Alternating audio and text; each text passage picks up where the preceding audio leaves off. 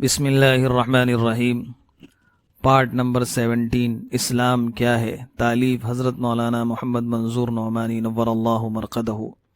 اس کتاب میں حضرت نے اسلام کو جاننے اور سمجھنے کے لیے 20 سبق لکھے ہیں۔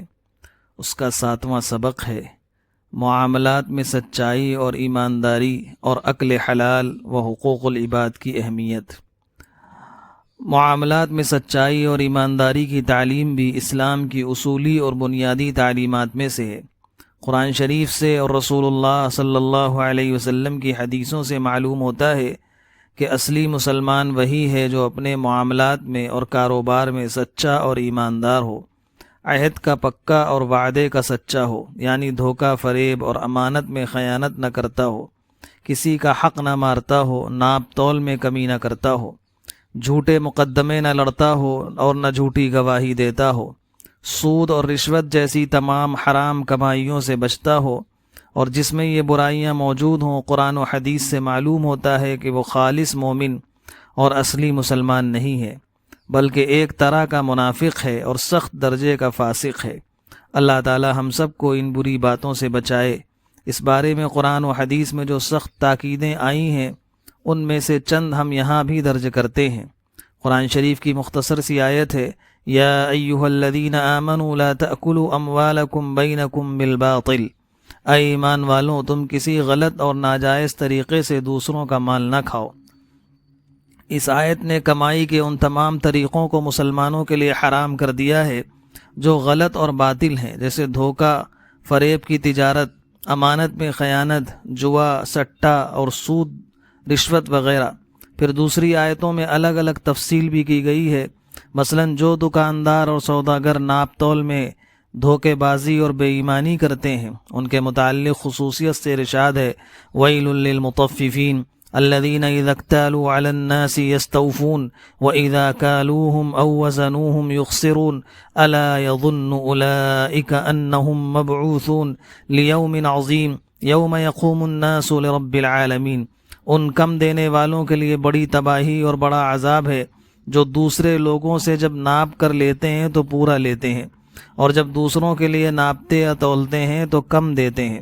کیا ان کو یہ خیال نہیں ہے کہ وہ ایک بہت بڑے دن اٹھائے جائیں گے، جس دن کے سارے لوگ جزا اور سزا کے لیے رب العالمین کے حضور میں حاضر ہوں گے۔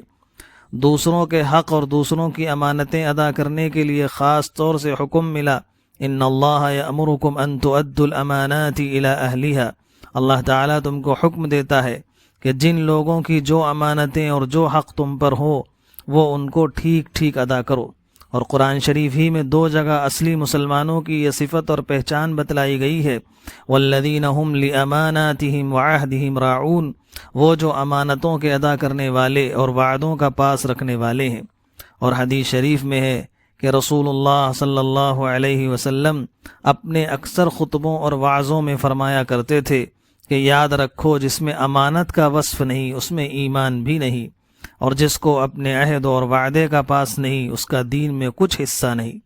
ایک اور حدیث میں ہے، حضور صلی اللہ علیہ وسلم نے فرمایا، منافق کی 3 نشانیاں ہیں، جھوٹ بولنا، امانت میں خیانت کرنا اور وعدہ پورا نہ کرنا۔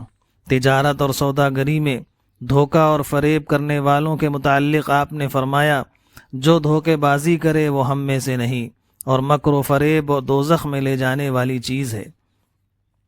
یہ بات حضور صلی اللہ علیہ وسلم نے اس وقت ارشاد فرمائی جب کہ ایک دفعہ مدینے کے بازار میں آپ نے ایک شخص کو دیکھا کہ بیچنے کے لیے اس نے غلے کا ڈھیر لگا رکھا ہے، لیکن اوپر سوکھا غلہ ڈال رکھا ہے اور اندر کچھ تری ہے۔ اس پر حضور صلی اللہ علیہ وسلم نے ارشاد فرمایا تھا کہ ایسے دھوکے باز ہماری جماعت سے خارج ہیں۔ پس جو دکاندار گاہکوں کو مال کا اچھا نمونہ دکھائیں اور جو عیب ہو اس کو ظاہر نہ کریں تو حضور صلی اللہ علیہ وسلم کی اس حدیث کے مطابق وہ سچے مسلمانوں میں سے نہیں ہیں، اور خدا نہ کرے وہ دوزخ میں جانے والے ہیں۔ ایک اور حدیث میں حضور صلی اللہ علیہ وسلم نے ارشاد فرمایا، جو کوئی ایسی چیز کسی کے ہاتھ بیچے جس میں کوئی عیب اور خرابی ہو اور گاہک پر وہ اس کو ظاہر نہ کرے تو ایسا آدمی ہمیشہ اللہ کے غضب میں گرفتار رہے گا۔ اور ایک روایت میں ہے کہ ہمیشہ اس پر اللہ کے فرشتے لعنت کرتے رہیں گے۔ بہرحال اسلامی تعلیم کی روح سے تجارت اور کاروبار میں ہر قسم کی دغا بازی اور جعل سازی حرام اور لعنتی کام ہے، اور رسول اللہ صلی اللہ علیہ وسلم نے ایسا کرنے والوں سے اپنی بے تعلقی کا اعلان فرمایا ہے اور ان کو اپنی جماعت سے خارج بتلایا ہے۔ اللہ پاک ہم سب کو اچھی طرح سے تمام معاملات کرنے کی توفیق عطا فرمائے۔ 17واں حصہ ختم ہوا۔ وما علینا الا البلاغ۔